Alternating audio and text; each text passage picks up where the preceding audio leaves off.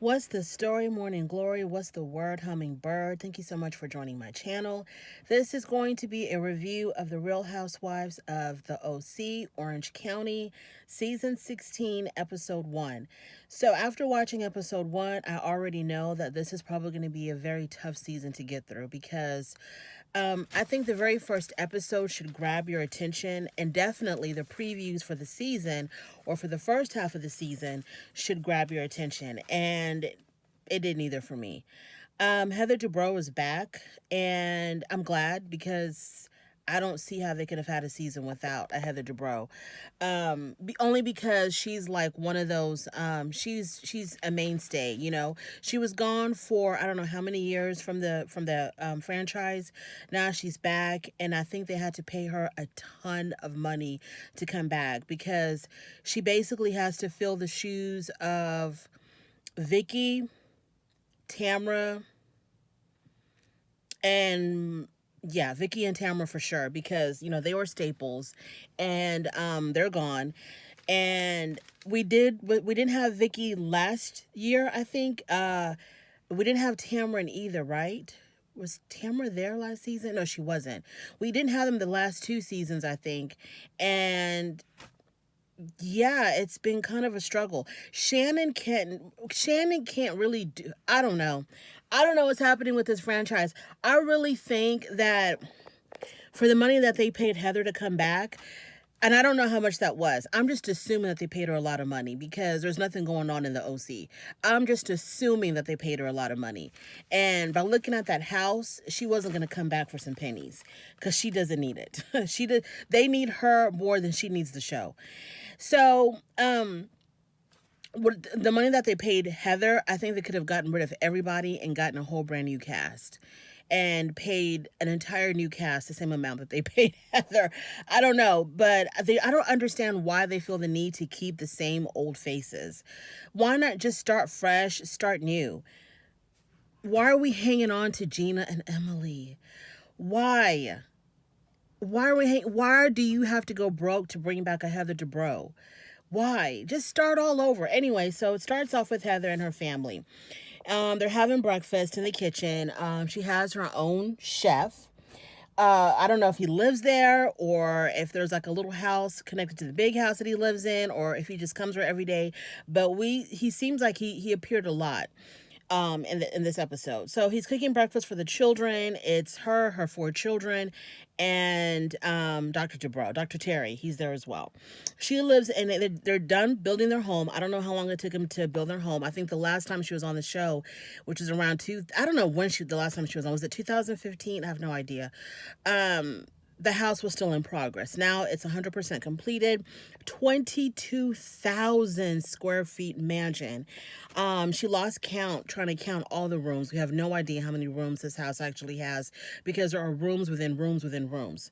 The house is definitely beautiful. It doesn't even look like a home. I don't even see how you can raise a family in a house like this because it's like, it looks like a museum. It's just like so perfect. And understandably, there's probably a cleaning service that comes to clean the whole house before they film each time that they do film. But still, and there's no way. Okay, I don't know. I want to know. People are probably interested in, how much did it cost to build a home, or how much are their cars, or how much is this? I want to know how much is your cleaning service, because you have to hire a team of I don't know how many people to come and clean this house. I don't know how often per week, because one or two people ain't doing it. Heather Dubrow by herself ain't doing this. You need to hire a team of probably 50 people to come and clean this house because it is humongous. It's humongous. And I'm pretty sure, and not just cleaning like the regular sweeping, mopping, vacuuming, and wiping down stuff. No, you got to clean the chandeliers. This house is, anyways, moving on. So we see the children. The twins are 17. Kat is 14. And can you believe it? Little Coco is 10 years old. She does not look like any 10-year-old I've ever seen. Coco looks like she's like 16 years old. Chef Nick is cooking, like I said before. And then we get a flashback of the children when they were younger. And it's just amazing. Is that the last time they were on the show when Coco was practically a baby? I don't remember the last time. I didn't think it had been that long since Heather had been on the OC, but I don't know. So she's describing all of her children's personalities, and all the kids look like Terry to me. Like he made them kids all by himself. Then we go to Gina and Emily. Okay, Gina and Emily are constantly filming together. At least it looks like for now. I don't know what's going to happen in the future. I don't really care. But they film a lot together. Like we see Heather by herself. We've seen Shannon by herself. But Heather is always, I mean, Gina and Emily are always together. And I'm thinking it's because they don't have enough personality to film alone. Like they need both of them together to create one interesting personality. So Gina can drive again, yay, because her license was suspended from her DWI from last year. And so they're going to a Pilates class. Gina looks good. I mean, not Gina. Emily looks good. I know that she was trying to lose weight. It looks like she's been able to keep the weight off. She wasn't that heavy to begin with, but you can tell that she has lost the weight, and it looks like she's maintaining it. Emily tells Gina that her husband Shane finally passed the bar. This man took this bar like 25 times last season that they were on. I got so sick and tired of this man constantly, studying, never being around because he was always studying for the bar because he was always failing the bar and taking it again and again and again. They probably had a special reserved seat just for him with a little tag that was like, Shane's seat. This is where Shane sits, because he probably just walks in with no ID or anything, because he's taken the bar so many damn times, but he finally passed it. And I thought it was kind of shady and funny as hell that Emily said he only passed it because the California State Bar lowered the passing score because of COVID. So he was only able to pass it because the score to pass it at the minimum was lowered.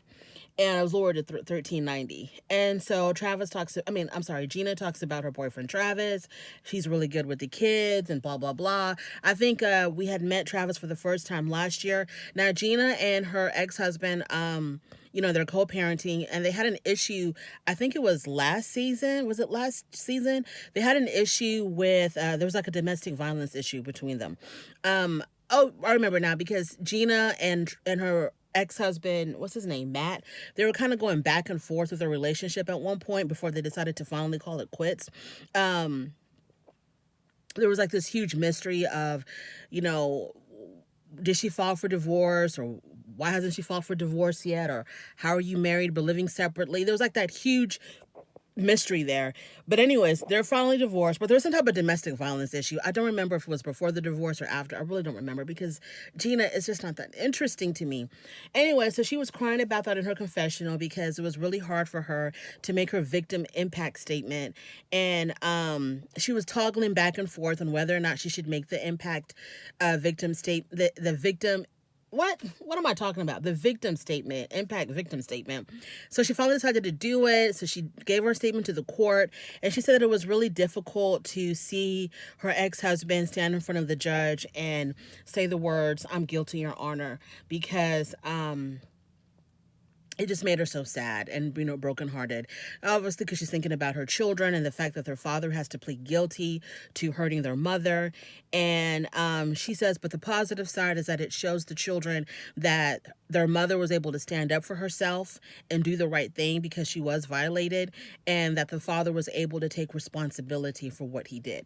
So at the end of the day, hopefully it was a win-win for everybody. We're moving on to Shannon. Now,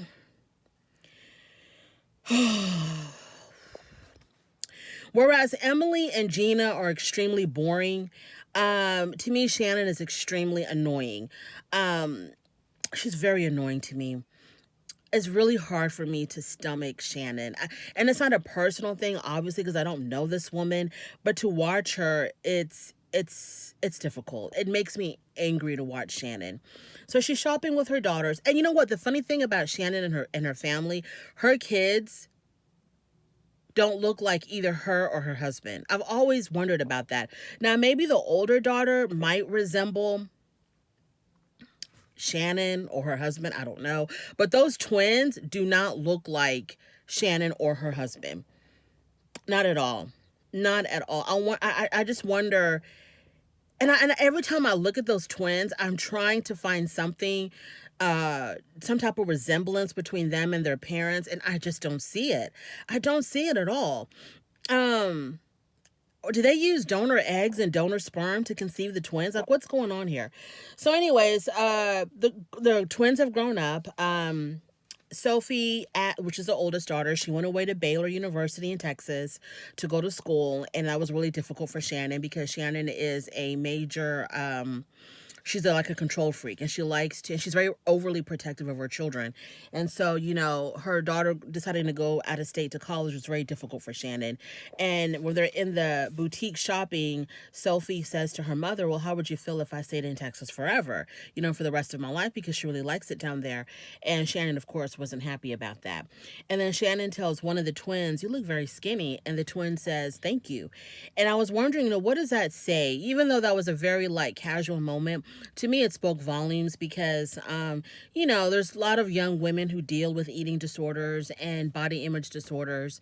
And when she told her, you look skinny, and kind of to me, when Shannon told her daughter that, it was coming from, it sounded like she was trying to say, was it a compliment? Was she trying to compliment her daughter, or was she saying that out of concern? You look kind of skinny, you need to eat a little bit more, or what was going on there?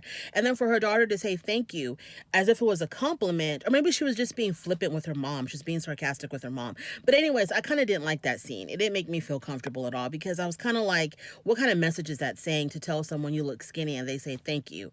If she would have said something like, if it was a compliment, she should have said, well, anyway, let's move on from Shannon. Okay, and she's still with John. Okay, Heather. We're back with Heather. Heather is meeting with her friend Nicole to take a walk or a hike. And Heather has known Nicole. I guess she's going to be one of the newest housewives. Heather has known Nicole for about 8 years. And evidently, Nicole also has a history with Shannon. They had met years ago when their children were in preschool. So the twins are 15, 16 years old. So if they met when any of these kids were in preschool, this was a long, long, long time ago. But anyway, so Heather says, she asked Nicole, does she know Shannon? And Shannon said yes. And then we have this flashback of the relationship between Heather and Shannon, because they had a tumultuous relationship when Heather was on the show in previous seasons. Now it's time for them to reboot, reset, and start all over. They let bygones be bygones, and they're going to start fresh. So here we go with Emily and Gina.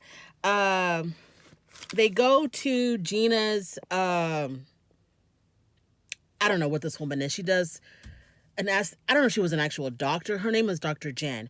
I don't know if she's an actual doctor or if she just does she's like what do they call it? Aesthetician. I don't know. She does something where she, injects people with Botox. I have no idea if this woman is an actual doctor. She probably is, because at some point she said that she's been in school for 20 years. So she probably is an actual doctor. And her name on the, when they put their names on the screen, it did say Dr. Jen. So she probably is an actual MD. So they go to her office because, Gina, I guess, has had some work done. And, was it Gina that had? No, it was Emily. They go there because Gina and Dr. Jen have a relationship, I think. And Emily happens to tell us all the work that she's had done. And she's had her breast plants removed and had fat transferred to her breast. She's had a breast lift, and she's had a mini lower facelift, basically to remove her double chin. So Emily has had a lot of work done, and it definitely shows. And then Gina gets injected with Botox by Dr. Jen. It seems like every season, the housewives are getting some type of work done, especially the OC and especially the OC ones. And I'm just I'm bored with that. We know they get work done, and it's just boring to see them get their faces injected with silicone or Botox or whatever. So we're back with Heather. Heather meets with the manager at Nobu, which is like a really high-end restaurant, because she's going to have an event at her home, and she wants it catered by Nobu. At this point, she's also meeting with Noella and Nicole. So Noella is also going to be, I think, a new housewife. She looks like a runway model. She's really, really tall, really thin, and she looks like, she's probably in the fashion industry. I don't know. And so they walk in, Noella and Nicole, and when they walked in together, they look like supermodels, to be honest with you. So they walk in to meet Heather, and simultaneously, Gina, Emily, and Shannon are having lunch. So they're toggling between the two scenes, between the two lunches, between Heather, Nicole, and Noella, and then back to Gina, Emily, and Shannon. So between the two scenes, what we happen to figure out is that Noella is married to an attorney who goes by the name of Sweet James. He's one of those billboard attorneys. And later on, we get to see Noella's home, and it's like it's a really big, it's 10,000 square foot home. There's pictures of her, in front of a private jet, and she talks about her luxurious, affluent lifestyle. And I always thought that lawyers whose pictures are on billboards were kind of like ambulance chasing lawyers, the kind of lawyers that you just, those back page lawyers. That's what I thought. If they're on a billboard, or if they have like a commercial that comes on at 3:00 in the morning, they're like, ambulance chasing lawyers. I didn't know lawyers like that lived in homes like that and had private jets. So attorney Sweet James is doing extremely well for himself, because his house, 10,000 square feet, private jets, trips around the world, whatever he's doing, it seems to work. Noella says that her husband is the sweetest and most authentic man that she's ever met. They actually met, where did they meet? I don't even remember. So, so Noella mentions to the women that she has a sex dungeon. I don't know why she would mention that. And she mentioned this like more than once on this episode. I hate it when people try to make their intimate life with their partners appear so extreme, like it's super duper exciting, like they're doing all of these exotic things, and they want to talk about it in mixed company, or they want to talk about it with people that they just met. It's just really tacky to me. Everything about Noella is just tacky. Really, really tacky. I was like, she's trying too hard to, I don't know what, to be something that she's not. I don't know what's going on with Noella, but I did not gravitate towards her at all. I like Nicole a whole lot better than I like Noella. She met Heather. This was the first time that she met Heather Dubrow, and she mentioned that she has a sex dungeon to someone that she just met. And this is like her very first scene on this show. Very tacky to me. Very tacky. Let's see. So Shannon plans on introducing Gina and Emily to Heather at some point. And when she tells them that she's like, I want to introduce you to my friend Heather. Gina says, oh, how is she? And I think Shannon began to describe, a little bit about Heather. And I was wondering to myself, why would Gina say, oh, and how is she? I don't know if she meant like, how is she doing? Or did she mean like, well, okay, who is this person? Tell us more about her. Because I'm like, Gina, didn't you ever watch the show? You know who Heather Dubrow is. I hate it when these women who come on the show, and they're meeting an OG housewife that's been on the show, and the newbies will come on and they'll act like they've never met this person before, like they have no idea who this person is. Okay, you are on this you must have watched a couple of episodes. Even if you were not a lifelong fan, when you got the call that, hey, you're going to be on the Real Housewives with the OC, or at least when you signed the contract, you would have like kind of familiarized yourself with the people on the show and watched a couple of old episodes. So it was just strange to me that Heather was like, oh, and how is she, or who is she, or something like that. So then Shannon and Nicole, they obviously know each other, like I said before, from the past. And Shannon is like also secretive about whatever information she has on Nicole. Because in her confessional, she says something like, if this is the Nicole that I think I know, then I don't want her, anywhere near me, or something to that effect. And of course, she doesn't say why. So then we go to Dr. Jen and her house. Probably out of all these women on this season, Dr. Jen may be the most interesting one to me. So we go to her house, and she gives us a history of her husband. They met at a breakfast buffet, and she says as soon as her eyes locked, it was love at first sight. But they were at the buffet with other people, so they couldn't really act on their feelings. But eventually, they broke up with their significant others, and them two hooked up, and they have 3 kids. So they got married, had 3 kids in 15 months. 2 of them were twins, and she's been born and raised in California. Her husband, she said that her husband is a full-time father, but now he has his own career where he rents out high-end he's into the high-end vacation rental business. So when she said that, my husband used to be a full-time father, but now he has his own career, I was like, what does that mean? You're always a full-time parent. Even if you're not around your children full-time, you are a full-time parent. I think she meant that he was a stay-at-home father. I think that's what she meant, that she worked and he stayed home with the kids. Not that he was because you will always be a full-time father. So that was weird that she used those words. It was like she didn't want to say stay-at-home dad because it might look like her husband's a bum and just, mooching off of her. But being a stay-at-home dad, I think it should be a symbol of pride. You're taking care of your children 24/7 and not dumping them off at a daycare or doing whatever. You're taking care of your children yourself. So there's nothing wrong with her saying stay-at-home dad. So Shannon and Heather and Gina, they're all at Nobu they're all meeting for whatever. And Heather confirms that Nicole is the same Nicole that Shannon was thinking of. This Nicole that used to date Kid Rhoc right after Kid Rhoc broke up with that Baywatch actress. What was that woman's name? Something Anderson. Pamela Anderson. So after Kid Rhoc broke up with Pamela Anderson, he started dating this Nicole chick. And Shannon made it a point to say several times throughout this episode that when Nicole was dating Kid Rhoc, she looked just like Pamela Anderson.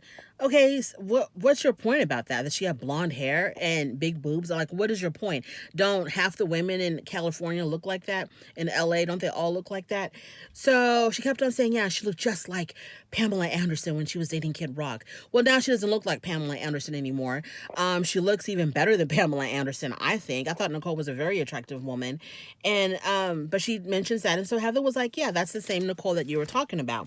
So when they're sitting at this restaurant, Gina doesn't understand why Shannon cannot tell Heather this info that she has on Nicole. And the info I thought was going to be super duper juicy. I couldn't wait. I thought it was something like, Nicole possibly dating Dr. Terry, or Nicole had some juicy information on Heather or something really, tantalizing. But no. In Gina's confessional, the producer asked her, so what's this information that Shannon has on Nicole?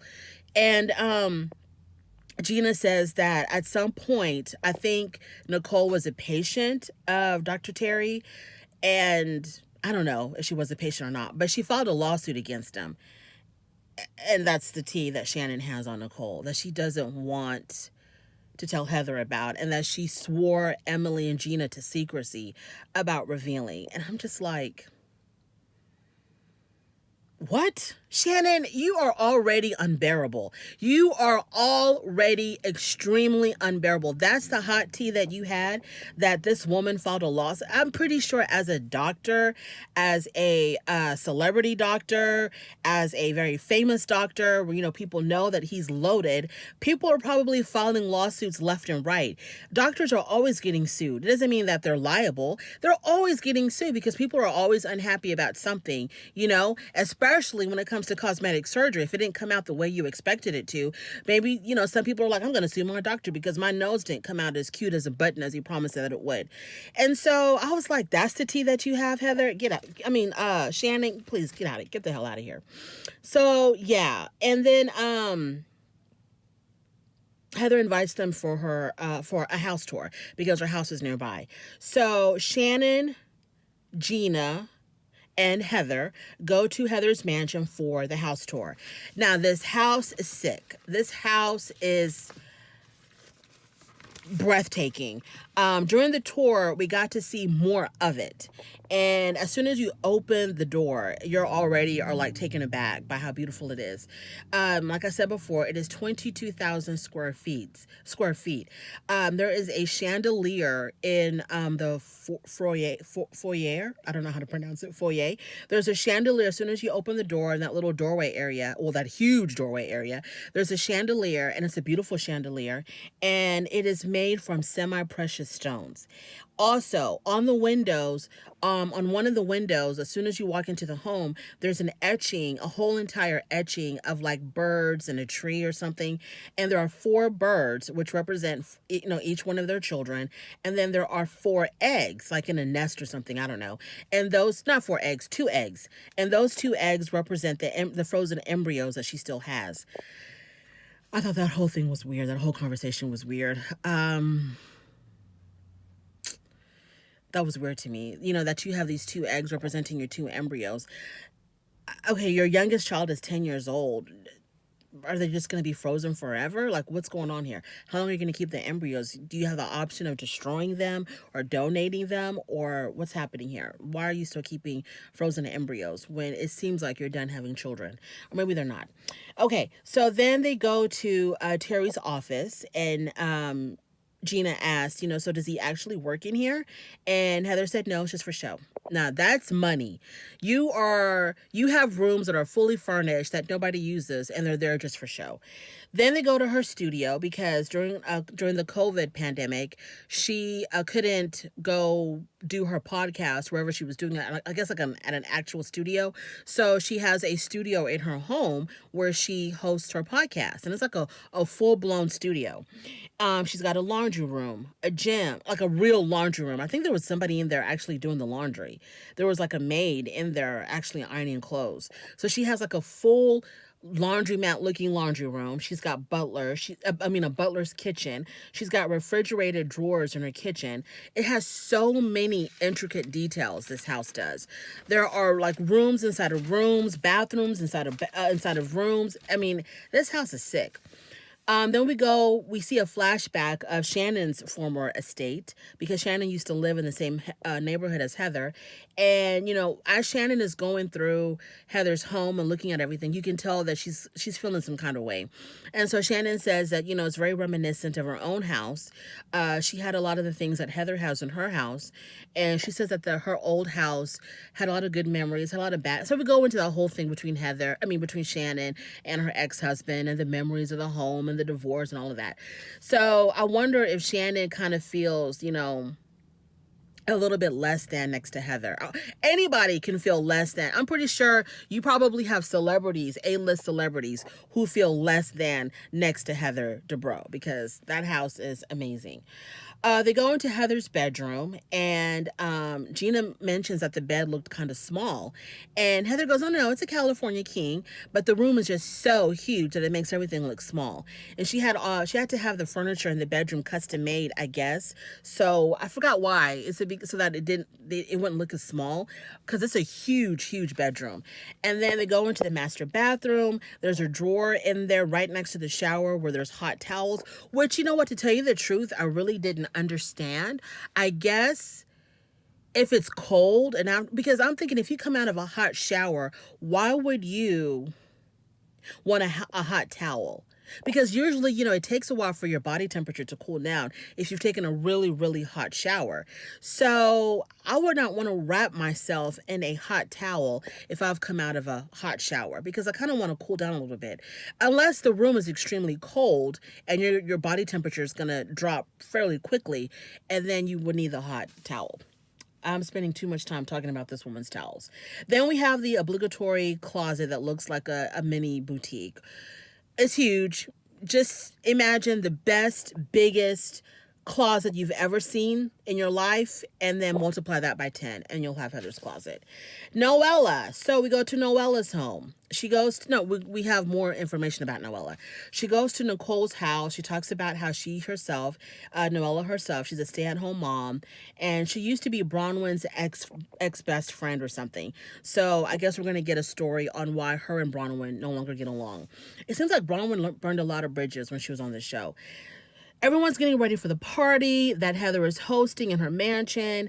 We get to see everybody getting ready. We see poor Gina in her little townhouse getting ready. And Shannon, her daughters are helping her get ready. And her daughters tell her, Mom, you look really bougie. And Shannon says, what does that even mean? Because I've been hearing that word a lot, bougie. And it's like, Shannon, what's wrong with you? Don't you know that bougie is just a shortened version of bourgeoisie, which is a French term talking about, referring to the elite or the very wealthy or the creme de la creme of society. It's just short for bourgeoisie. You've heard of bourgeoisie, right? I mean, you are a wealthy woman who's been around very wealthy people. You've gone to restaurants where, like French restaurants, you've heard. I mean, come on, Shannon. You don't know that bougie is short for bourgeoisie? Get out of here. So Shannon is mad at Gina because on their way to the party, Gina and Emily are FaceTiming each other and they're talking about Shannon. And Emily says that Shannon contacted her and told her to get on the internet and to dig up as much information as she could about Nicole because, Emily's an attorney and probably has ways of, getting information on people. And so Emily and Gina are talking about this, and Gina's like, this makes me so mad that she does that because she wants someone else to dig around for someone's information. But then when the story comes out, she can act all innocent, like, oh, I had nothing to do with that. I didn't know anything about that, when she's the one that instigated it. So they talk about that, and I'm like, what information are you digging? Like, what are you talking about? Why do you want to dig information on Nicole, Heather? Because she sued Dr. Terry? And Dr. Terry, I mean, I would think that Heather would know if the lawsuit was that important. He would have mentioned it to his wife that he was getting sued.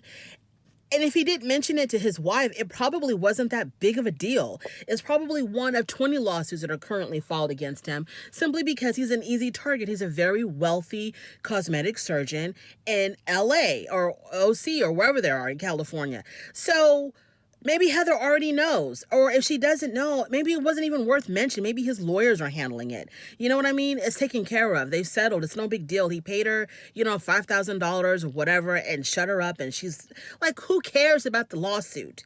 Unless she's suing him for something else. Now, let's say that she's suing him for like sexual harassment, wrongful termination. Maybe that can be a little bit interesting. But if she was a patient of his and she's suing him for some type of medical procedure, like, who cares? So that's where it all... Oh, so they go to the party and nothing really happened there because it ended right as soon as they arrived. So they're at the party. Heather has a button on her wall that when you push it, it says, there's a sign on it that says, a ring bell for champagne. And when you ring the bell, someone just materializes out of thin air and hands you a glass of champagne. That literally happened. And Shannon doesn't remember meeting Dr. Jen at Bronwyn's vowel renewal because she was lit. Remember that night when Bronwyn and her husband were having their vowel renewal? Shannon was drunk out of her mind. So she doesn't remember meeting Dr. Jen there. And then Gina just wants Shannon to tell Heather the info that Shannon has on Nicole about this lawsuit. Unless this lawsuit has got something to do with sexual harassment, wrongful termination, paternity lawsuit. Did she have a baby by Dr. Terry? If it's anything less than that, Shannon, keep your information. We don't care. We don't need it. You're already boring enough. That is my struggle review on this struggle episode of this struggle franchise, The Real Housewives of the OC. Thank you for joining me. If you made it this far, God bless you. God bless you. You are a trooper. Thank you so much. Please don't forget to like, comment, and subscribe. Bye-bye.